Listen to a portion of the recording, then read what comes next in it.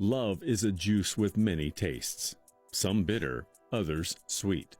A wine which has few vineyards.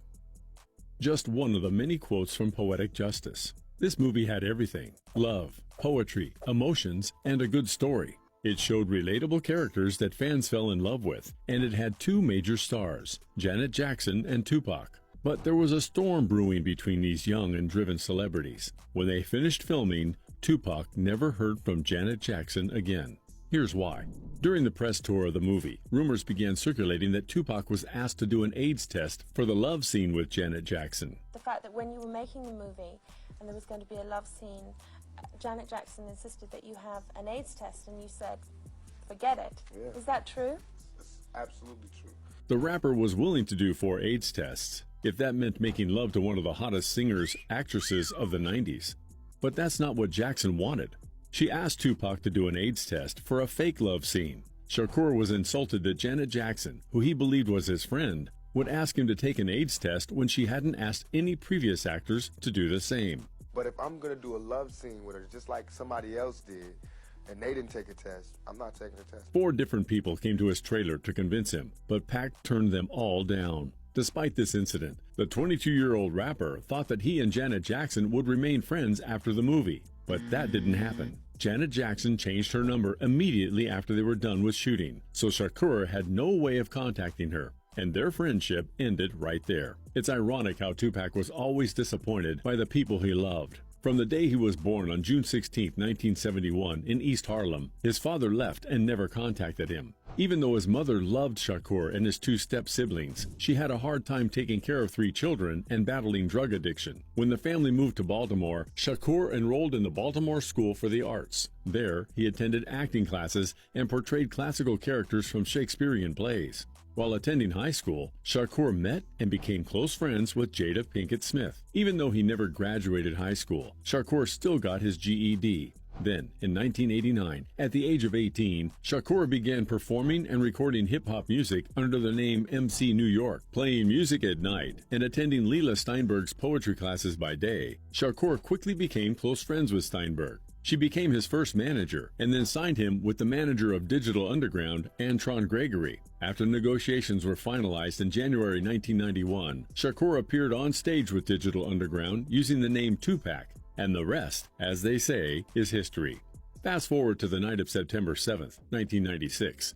Shakur was in Vegas, celebrating the birthday of Tracy Danielle Robinson. When Tupac's car stopped at a red light on East Flamingo Road, a Cadillac pulled up to his car, and a mysterious man shot Tupac with a .40 caliber Glock. 4 of the bullets found Shakur, one of which perforated his lung. The rapper died just 25. Come over here. Hey, man. Come over here, all right? Thanks, buddy. You have anything on you, sir? What they got you for, man? Biggest case in Las Vegas history. During the trial, Orlando Baby Lane Anderson was a suspected shooter, but he was shot before he could be charged. Later, they found out that the actual shooter was DeAndre Dre Smith. In 2023, investigators found out that Dwayne Keefe D. Davis was one of the accomplices in the murder of Shakur. They arrested and charged him with first-degree murder. His life and legacy will forever live on. He is still considered by some to be the best rapper in the world, and is the first ever solo rapper inducted into the Rock and Roll Hall of Fame on April 7, 2017. Justice, the hairdresser turned poet, fell in love with Lucky, but like we said, that was only on the show. She was never close with Tupac, even though the rapper thought he was close to her. Unlike Shakur, Jackson was a seasoned actress by the time she starred in Poetic Justice. First, she was part of the Jacksons, together with the rest of the Jackson family, including young Michael. She had a recurring role for 12 episodes. Even though she was the King of Pop's sister, Janet said her relationship with Michael got colder over the years. After the Jacksons, Janet appeared on 48 episodes of Good Times.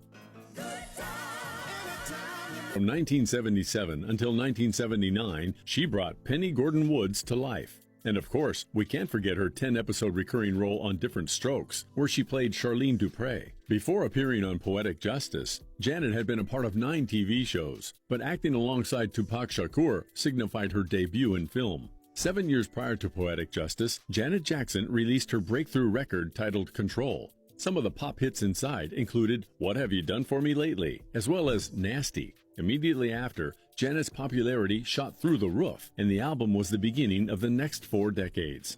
Even though she is now 57 years old, she is still doing concerts, with her 2023 tour titled Together Again. She has a net worth of an astonishing $180 million, and it seems all of these tours took a toll on her relationships. So far, she has had 3 failed marriages, her most recent being the one with Wissam Al-Mana. From all of these relationships, she has only one son named Isa, who she claims is her top priority in life. Regina King is recognized by Time magazine as one of the 100 most influential people in the world, but when she appeared in the role of Leisha, Justice's friend on Poetic Justice, things were different. Don't get us wrong, she was still popular, but she was nowhere near the icon status she enjoys today. King was only 22 years old when she played Leisha.